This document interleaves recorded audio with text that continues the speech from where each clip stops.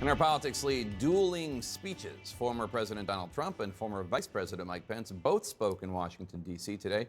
Pence told supporters not to, quote, focus on the past, while Trump was focused on the past, slamming the January 6th committee and calling them, quote, thugs. CNN's Kristen Holmes breaks down the conflicting messages from the two former leaders of the GOP. Former President Donald Trump back in Washington. We had made America great again. We made it great again. Delivering remarks focused on law enforcement as his actions on January 6th remain under scrutiny a year and a half removed from the violent attack on the Capitol. There is no longer respect for the law, and there certainly is no order. Our country is now a cesspool of crime. Speaking at a conservative think tank founded by former Trump administration officials, Trump largely stayed away from his grievances around the 2020 election. I ran for president. I won. Then I won a second time, did much better the second time. Blocks away, former Vice President Mike Pence outlining his own vision for the Republican Party at a gathering of young conservatives. Now, some people may choose to focus on the past, but elections are about the future. And I believe conservatives must focus on the future to win back America. Do you think that this After his remarks, the former vice president asked by an audience member about the divide between he and Trump. Well, I will tell you that I couldn't be more proud of the record of the Trump-Pence administration. I don't know that our movement is that divided. I don't know that the president and I differ on issues, but we may differ on focus. I truly do believe that elections are about the future, and that it's absolutely essential at a time when so many Americans are hurting. The dueling speeches between Pence and Trump just the latest salvo in a public split between the two GOP leaders, as both men lay the groundwork for presidential runs in 2024. I'm here before you to begin to talk about what we must do to achieve that future when we win a triumphant victory in 2022 and when a Republican president takes back the White House in 2024, which I strongly believe will happen. They are engaged in a proxy battle in the Arizona primary next month after squaring off in the Georgia Republican primary for governor this spring. I think the time has come for us to offer a bold, positive agenda to bring America back. And I'll continue to carry that message all across this nation. For his part, Pence has been deliberate in seeking out opportunities to distance himself from Trump, as the House Select Committee investigating the events of January 6th sheds more light on Trump's failure to act that day and the danger Pence faced amid the attack. And while President Trump did notably spend a lot of time talking about law enforcement, praising law enforcement, he didn't mention any of the officers who were serving on Capitol Hill that day, including those who were injured or killed.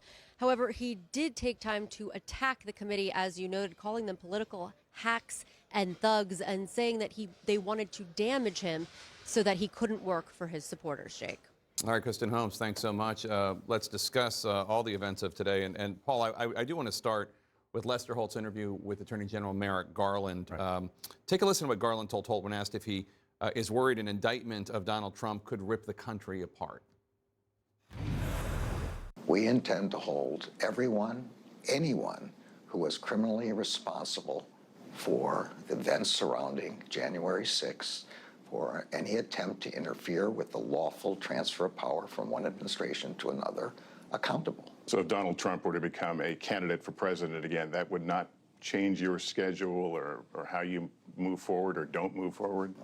Say again that we will hold accountable anyone who was criminally responsible for attempting to interfere with the legitimate, lawful transfer of power from one administration to the next. The key word in there is criminally responsible, because it's obvious that Donald Trump was morally responsible for the events surrounding January 6th and the attempt to interfere with the lawful transfer of power, but criminally. And do you think Attorney General Garland, at the end of the day, will find Donald Trump criminally responsible or be willing to? This is why he's a lawyer's lawyer. That answer, he said everything and nothing. Right? I actually, and I'm sure Lester's a very good journalist, and I think I probably asked this. I hope he did. I haven't seen the interview. What about the Mueller report? Okay, I understand 1-6 takes a while. It's a long investigation. They're working through it. There's a grand jury. Okay, I respect that.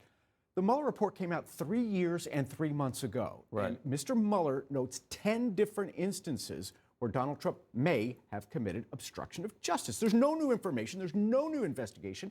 He's been sitting on that since the day he walked in the door. And Mueller testified that Donald Trump, once he left office, could be found.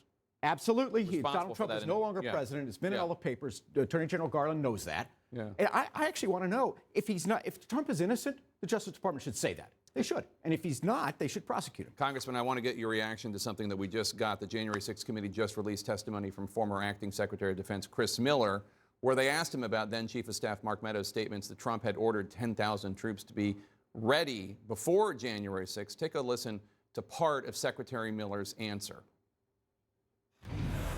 And to be crystal clear, there was no direct order from President Trump to put 10,000 troops to be on the ready for January 6th. Correct? No.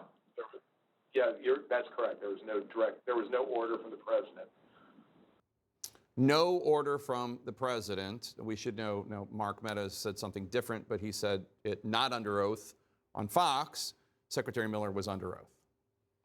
Well, I think it's just further evidence of the fact that the former president chose to do nothing on January the 6th. He, in fact, and that's what this whole hearing is about. These hearings are about, is to determine what level of culpability he has had. And what we've learned, this is a conspiracy. This wasn't some one-off event or a random event. There may have been people who were swept up in it on that day.